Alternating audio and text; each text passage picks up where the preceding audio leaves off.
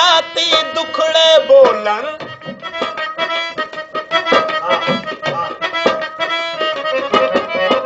ਅੱਧੀ ਰਾਤੀ ਦੁਖੜੇ ਬੋਲਣ ਅੱਧੀ ਰਾਤੀ ਦੁਖੜੇ ਬੋਲਣ ਮੈਨੂੰ ਕੋਲ ਬਿਠਾ ਕੇ ਅੱਖੀਆਂ ਜਾਣ ਵਾਲਾ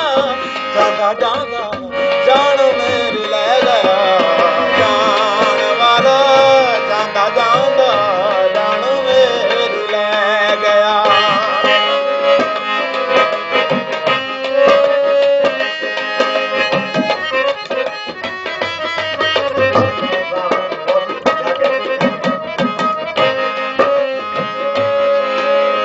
ਤੇਰਾ ਸੈਫ ਤੇ ਅੱਜ ਵੀ ਬੈਠਾ